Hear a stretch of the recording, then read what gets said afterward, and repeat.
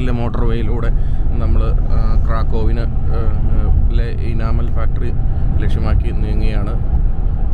Motor വേ ആണെങ്കിൽ നല്ല ഇതാണ്. അവിടെ ഒരു എയർപോർട്ട് കാണാം. ഈസി ജെറ്റിൻ്റെ ഫ്ലൈറ്റൊക്കെ അവിടെ കിടപ്പുണ്ട്. ഒരു എയർപോർട്ട്. അങ്ങനെ ഇവിടെ നമ്മളൊരു ടോൾ ഗേറ്റിലെത്തി. നാട്ടിലെ പോലെ വലിയ ക്യൂ ഒന്നുമില്ല, എന്നാലും ഈ പേ ചെയ്യേണ്ടതായതുകൊണ്ട് 3-4 വണ്ടികളൊക്കെ ഉണ്ട് മുമ്പിൽ.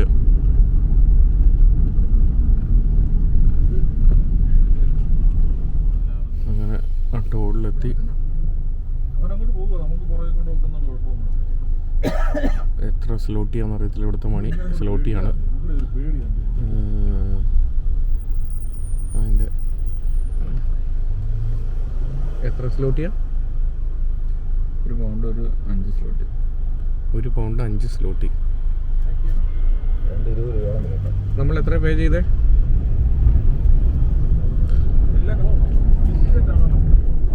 ഈസി ജെറ്റാ ഫ്ലൈറ്റ്. അതെ, എത്ര സ്ലോട്ടി നമ്മൾ പേ ചെയ്തേ? 13 സ്ലോട്ടി. എത്ര എന്നാണ് നമ്മൾ പേ ചെയ്തത് ടോളിന്. പക്ഷെ എന്നാലും റോഡ് നല്ല അടിപൊളിയായിട്ട് കിടക്കണോണ്ട് ഇതൊന്നും നഷ്ടമില്ല. നാട്ടിലെ ടോളിലെ പോലെ ടോൾ കൊടുത്തിട്ട് കുഴിക്കൂടെ പോകേണ്ട അവസ്ഥയൊന്നുമില്ല. അങ്ങനെ നമ്മൾ ക്രാക്കോവിനോട് അടുക്കുകയാണ്. അടുത്ത് തുടങ്ങിയതിൻ്റെ ലക്ഷണങ്ങളുണ്ട്. ഓട്ടോമൊബൈൽ കമ്പനികളുടെ ഷോറൂമുകളൊക്കെ കൊണ്ടു തുടങ്ങി. ടൗൺ ബസ്സിൻ്റെ സിറ്റി സർവീസ് ബസ്സുകളുടെ വരവായി.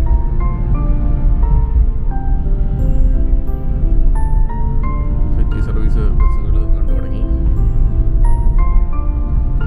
പിന്നെ വലിയ വലിയ ബിൽഡിങ്ങുകളിലോട്ട് എത്തി തുടങ്ങിയപ്പോൾ ക്രാക്കോവ് പോളണ്ടിലെ ഒരു വലിയ സിറ്റികളിലൊന്നാണ്.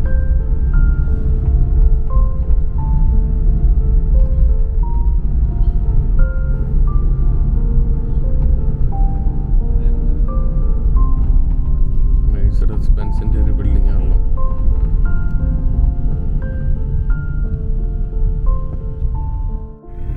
അങ്ങനെ നമ്മുടെ ക്രാക്കോവിൽ എത്തി. നമ്മുടെ സ്റ്റീൽ ഫാക്ടറിയുടെ അവിടെ എത്തി. സ്റ്റീലല്ലോ, എന്നാ ഫാക്ടറി ആയിരുന്നു? ഇനാമൽ ഫാക്ടറിയുടെ അവിടെ എത്തുവാണ്. രാജ്യത്തെയൊക്കെ ഫുട്പാത്തൊക്കെ നല്ല അടിപൊളിയാണ്.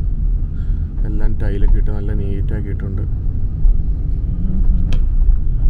ഇംഗ്ലണ്ടിനെയൊക്കെ വെച്ച് ഈ രാജ്യം അതിലും സാമ്പത്തികത്തിൽ പുറകോട്ട് നിൽക്കുകയാണ്. പക്ഷേ എന്നാലും ഇംഗ്ലണ്ടിനോടൊപ്പം കടപിടിക്കുന്ന സ്ട്രീറ്റുകളൊക്കെയാണ് ഇവിടെ ഉള്ളത്. ഇവിടുത്തെ ഭയങ്കര ഹാർഡ് വർക്കിംഗ് ആട്ടോ. സെക്കൻഡ് വേൾഡ് വാറിൽ മിക്കതും നശിച്ചു പോയതാണ്. ഇവരെല്ലാം പുനർനിർമ്മിച്ചെടുത്തതാണ് കേട്ടോ. പഴയ ടൗണുകളൊക്കെ അതേപോലെ തന്നെ അവർ നിലനിർത്തി.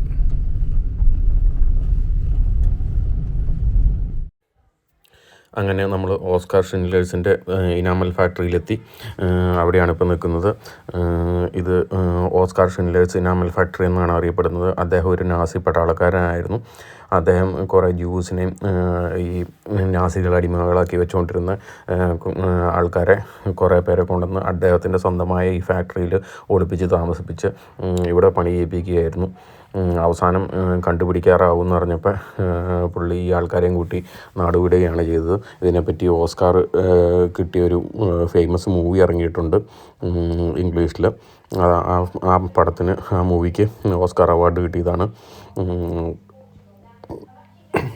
ഈ ജർമ്മനി സെക്കൻഡ് വേൾഡ് വാറിൽ തോറ്റുപോയപ്പോൾ ഈ ഓസ്കാർ ഷിൻഡ്ലറിനെ അത് കഴിഞ്ഞുള്ള ചെമ്പട വെറുതെ വിടുകയാണ് ചെയ്തത്. മനുഷ്യത്വപരമായ പുള്ളിയുടെ പ്രവർത്തനങ്ങൾ മൂലം. കാരണം ഒരു നാസി പട്ടാളക്കാരനായിട്ടും പുള്ളി അവിടുത്തെ ആൾക്കാരെ സംരക്ഷിച്ചു.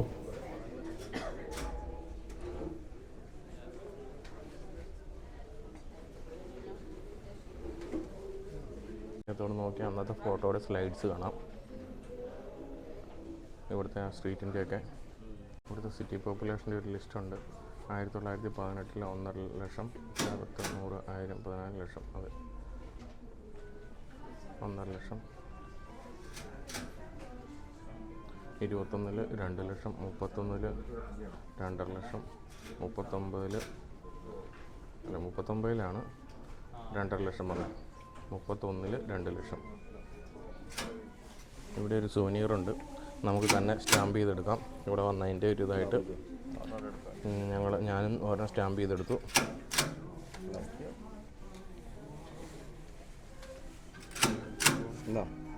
ഇവിടെ ഇൻഫർമേഷൻ അന്നത്തെ ആൾക്കാരുടെ പാസ്പോർട്ടാണോ എന്നറിയില്ല, ആണെന്ന് തോന്നുന്നു. കണ്ടിട്ട് അന്നത്തെ ആൾക്കാരുടെ പാസ്പോർട്ടാണെന്ന് തോന്നുന്നു ഇരിക്കണേ. വേറെ ഭാഷയാണ്ട് മനസ്സിലാവുന്നില്ല. ഈ ഫാക്ടറിയിൽ ഏകദേശം 1200 വർക്കേഴ്സ് ഉണ്ടായിരുന്നു. അവരെയാണ് ജർമ്മൻകാരനായ ഒരു ബിസിനസ്സുകാരൻ സേവ് ചെയ്തത്, അതായത് ജീവൻ രക്ഷിച്ചത്. അവരുടെ ഫാമിലിനെയും മക്കളൊക്കെ. ഇതിൻ്റെ ഒരു ഹിസ്റ്ററി ഞാൻ നേരത്തെ വായിച്ചായിരുന്നു, പക്ഷേ ഇപ്പം മറന്നുപോയി എന്താണ്. അതിനെപ്പറ്റി ഒരു ഓസ്കാർ അവാർഡ് കിട്ടിയ ഒരു സിനിമ ഇറങ്ങിയിട്ടുണ്ടെന്നറിയാം, അതിൻ്റെ പേര് ഞാൻ വിട്ടുപോയി.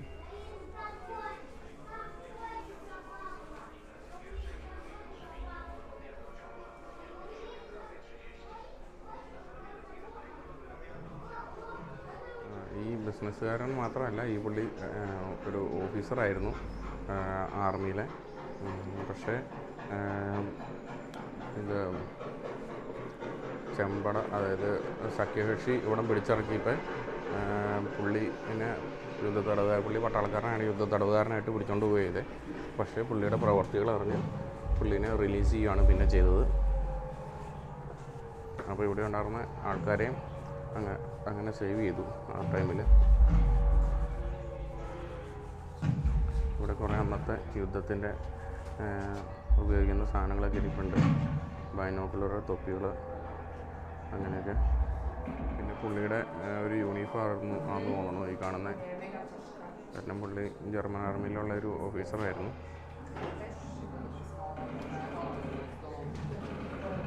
പഴയ ഒരു ടാങ്കർ ഇരിപ്പുണ്ട് ഇവിടെ.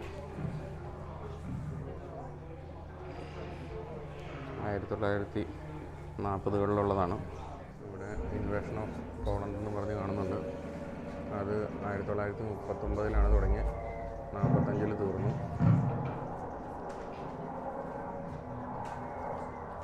ഇപ്പോഴത്തേനും കാക്രോയും പിടിച്ചടക്കി ഹിറ്റ്ലറിൻ്റെ ആർമി.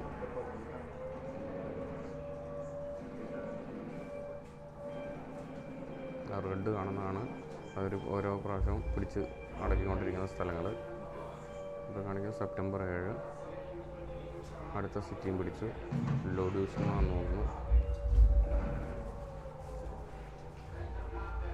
ഇപ്പോൾ യുക്രൈനിലൊക്കെ നടക്കുന്ന പോലെയുള്ള ഇൻവേഷനാണ് ഇവിടെ സംഭവിക്കുന്നത്.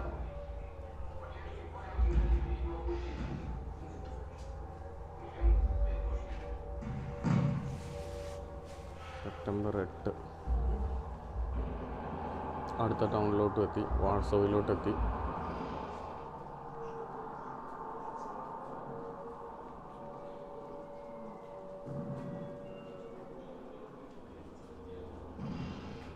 സെപ്റ്റംബർ 10 1-2 ദിവസങ്ങൾ കൊണ്ടാണ് ഉള്ള ഭാഗങ്ങളെല്ലാം കവർ ചെയ്ത് കയറി വന്നത്. ഇന്നത്തെ അത്രയും പോപ്പുലേഷൻ ഇല്ലാത്തതുകൊണ്ടായിരിക്കും.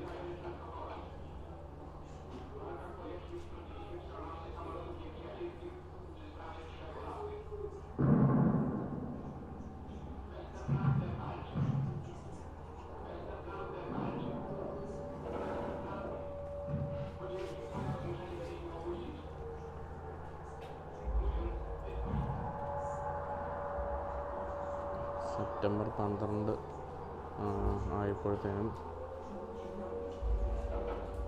വാർസോ മൊത്തം ഏകദേശം ചുറ്റപ്പെട്ടു. ടൗണ് രണ്ടും തമ്മിൽ കണക്ട് ചെയ്യാൻ ഇച്ചിരിയോടെ ഉള്ളൂ. ഏകദേശം പോളണ്ടിൻ്റെ പകുതിയോളം പിടിച്ചടക്കി കഴിഞ്ഞു ജർമ്മൻ ആർമി.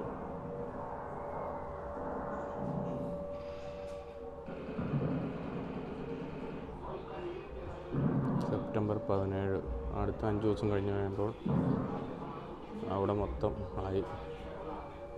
അതായത് പകുതിയിലധികവും പിടിച്ചടക്കി. നടുക്ക് പൊളോക്ക് എന്ന് പറയുന്ന ഒരു സ്ഥലം മാത്രം ശകലം അപ്പോഴും ചെറുത്തുവെപ്പ് കാണിക്കുന്നുണ്ട്. അതിൽ പിടിച്ചടക്കാത്ത സ്ഥലമായിട്ട് കാണിക്കുന്നുണ്ട്.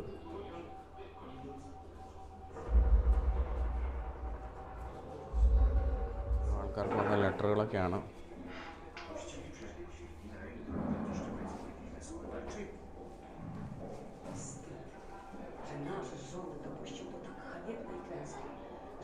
ഇവിടെ എല്ലാം അതിൻ്റെ ഹിസ്റ്ററിയാണ് എഴുതി വെച്ചിരിക്കുന്നത്. ജർമ്മൻ ഫ്ലാഗും എല്ലാം. ഇതൊക്കെ നിന്ന് വായിച്ച് നോക്കണമെങ്കിൽ മണിക്കൂറുകളെടുക്കും. ഒരു ദിവസം തന്നെ സ്പെൻഡ് ചെയ്യാനുണ്ട്. അങ്ങനെ 1939 October 12 Adolf Hitler German government establish ചെയ്തതാണ് ഇവിടെ പറയുന്നത്.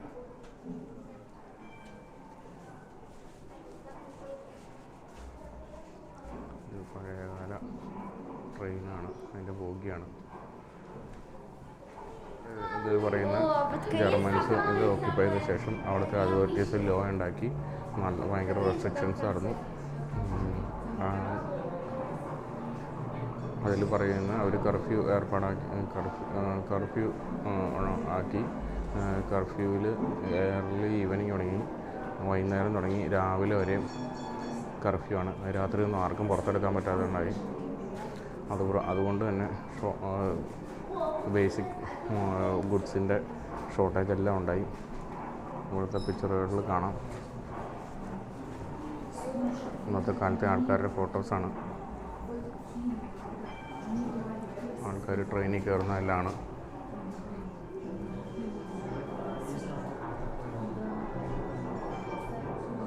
ഇന്നത്തെ കാലത്ത് ഉപയോഗിച്ചുകൊണ്ടിരുന്ന തോക്കും സാധനങ്ങളൊക്കെ ഇരിക്കുന്നുണ്ട്. ചെറിയ കൈത്തോക്ക്, വലിയ മെഷീൻ ഗണ്ണ് പോലെയുള്ള സാധനം അന്നത്തെ കാലത്ത്. അതിൻ്റെ പില്ലറ്റ്സ്, ചെറിയ കൈയുടെ ഉള്ളിൽ പിടിക്കാവുന്ന അത്രയുള്ള ചെറിയ തോക്ക്. ഇതിൽ കൂടുതലും കാക്രോവിൻ്റെയും പോളണ്ടിൻ്റെയും ചരിത്രമാണ് ഈ മ്യൂസിയത്തിൽ ഫുള്ള് കാണിക്കുന്നത്. ഇവിടുത്തെ ആൾക്കാരെയൊക്കെ തൂക്കിലേറ്റിയതിൻ്റെ പിക്ചേഴ്സൊക്കെയാണ്.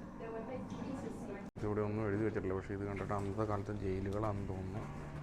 അന്നത്തെ കാലത്ത് ഉപയോഗിക്കുന്ന വിലങ്ങുകൾ ഇവിടെ ഇരിക്കുന്നുണ്ട്.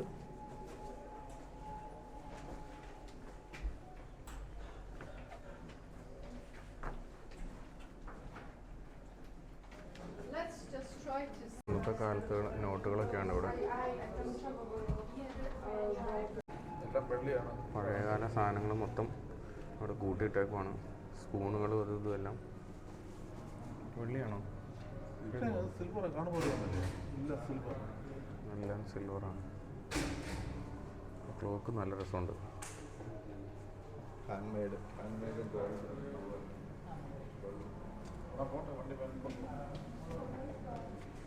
ഈ സാധനത്തിന് ഏതാണെന്ന് പറയണേ? ഇതിൻ്റെ പേര് മറന്നില്ല. പാട്ട് വയ്ക്കുന്ന സാധനം പഴയത് ഗ്രാമഫോൺ. അത് തന്നെ. ഓക്കെ. റൂഫിങ് കാണാൻ നല്ല രസമുണ്ട്. എൻ്റെ മേളിലുള്ള ഒരു പ്രത്യേക രീതിക്ക് പണിതേക്കുന്നു. അതുപോലെ ഈ ഭിത്തിയിൽ ഉള്ള പിക്ചേഴ്സ് ഒരു വെറൈറ്റിയാണ്. എന്തോ ടൈപ്പ് പെയിൻറ്റിങ്ങാണ്. ഇതിലെല്ലാം ഉണ്ട് ടൈപ്പ് പെയിൻറ്റിങ്. ഭിത്തിയിൽ ചെയ്തിരിക്കുന്ന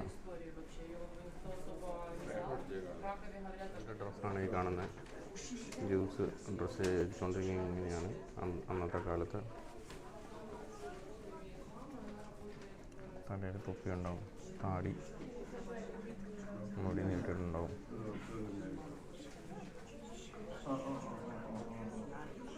പണ്ടത്തെ ഒരു ടൈപ്പ് റൈറ്ററാണത്. ഒരു ഫോണും.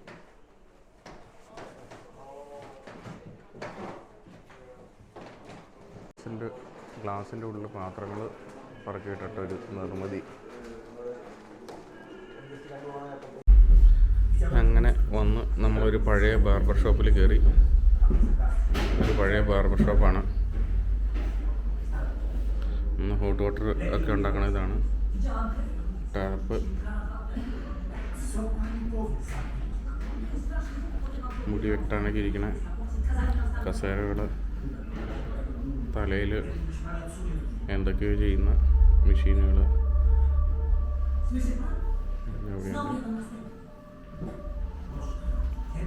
സ്പ്രേ ചെയ്യാൻ ഉപയോഗിക്കുന്ന പാത്രങ്ങൾ. ഇന്നത്തെ പ്ലാസ്റ്റിക് പ്ലാസ്റ്റിക് സ്പ്രേക്ക് വരും, ഒക്കെ മെറ്റലാണ്. സിസേഴ്സ്, കുറേ യുദ്ധോപകരണങ്ങളൊക്കെ ഉണ്ട്. ചെറിയ പീരങ്കി പോലത്തെ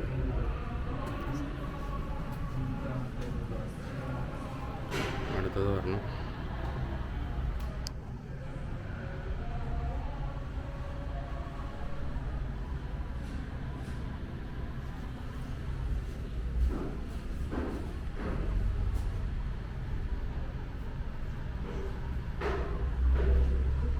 ഇതിൻ്റെ ഒന്നും ഇതെന്താണ്, എന്തിനു ഉപയോഗിച്ചാണെന്നൊന്നും എഴുതി വെച്ചിട്ടില്ല. ഇവിടെ സ്റ്റാലിൻ്റെ ഒരു വലിയൊരു ഫോട്ടോ വെച്ചിട്ടുണ്ട്. കമ്മ്യൂണിസ്റ്റ് കാലത്തുണ്ടായിരുന്നു. ഈ രാജ്യങ്ങളൊക്കെ ഒരു കാലത്ത് കമ്മ്യൂണിസം ഭയങ്കര ഫേമസ് ആയിരുന്നു. ഇപ്പോൾ അത് പിന്നെ എല്ലാം ഇല്ലാണ്ടായി കമ്മ്യൂണിസം ഈ രാജ്യങ്ങളിലൊക്കെ. ഇതാണ് ആ ഫാക്ടറിയുടെ ബാക്കിയുള്ള അവശിഷ്ടങ്ങൾ. അന്ന് ഉപയോഗിച്ച ചെറിയ ഉന്തുവണ്ടി പോലെയുള്ള സാധനങ്ങളാണ് അത്.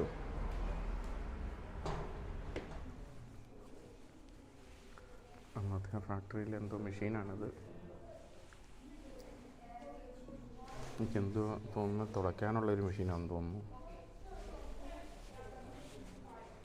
ഇവിടെ കാണുമ്പോൾ അങ്ങനെയാണ് തോന്നുന്നത്. മോട്ടറൈസ്ഡായിരുന്നു. ഒരു മോട്ടർ കാണുന്നുണ്ട്.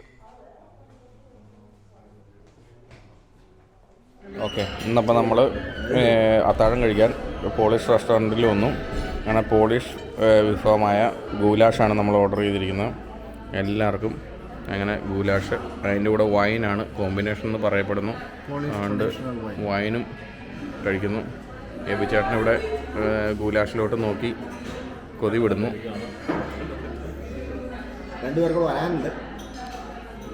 ഇവിടെ ഷായി ചേട്ടൻ്റെ ഫ്രണ്ടാണ് ഈ ഐഡിയ പറഞ്ഞത്. ഷായി ചേട്ടൻ അവിടെ നിന്ന് ഗൂലാഷിൻ്റെ ഫ്രണ്ടിൽ മറ്റേ എന്നാ പറയണേ സെൽഫിയൊക്കെ എടുത്ത് കളിക്കുവാണ്.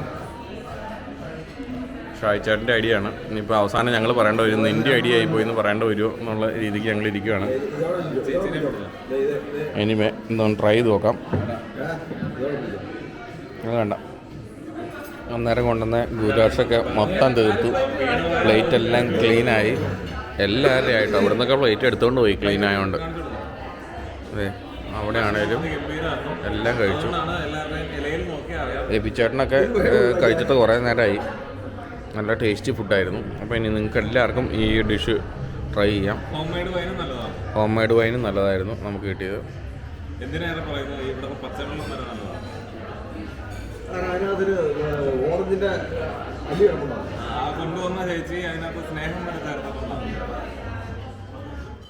അങ്ങനെ നമ്മൾ കാക്രോവിലെ പ്രീമിയർ ഇൻ എന്ന് പറയുന്ന ഹോട്ടലിൽ എത്തിയിരിക്കുകയാണ്.